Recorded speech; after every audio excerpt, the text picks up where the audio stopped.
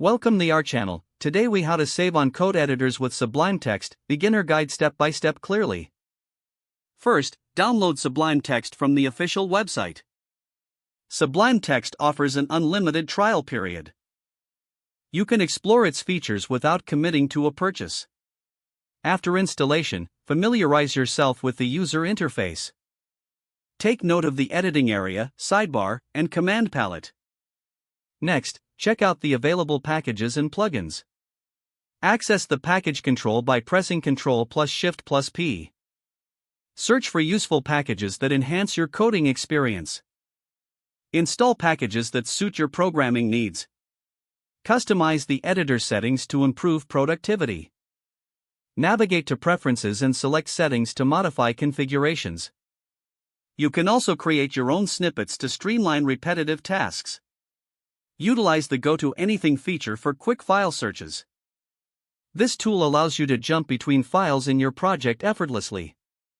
Consider the distraction-free mode for focused coding sessions. This mode hides all menus and toolbars so you can concentrate.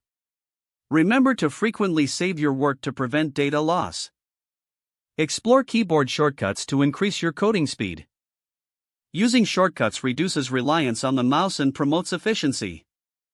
Look into community forums for tips and shared configurations.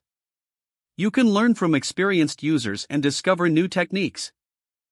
Finally, evaluate whether to purchase a license based on your usage. If you find Sublime Text helpful and worth the investment, proceed to buy. Otherwise, continue using it for free while benefiting from its features. Adopting these strategies will help you maximize your savings with Sublime Text. If the page does not load, refresh the browser or try again in a private or incognito window. Make sure you are using the correct email address, then retype it carefully to avoid small typos. If your password is not accepted, use the reset option and create a new strong password you can remember.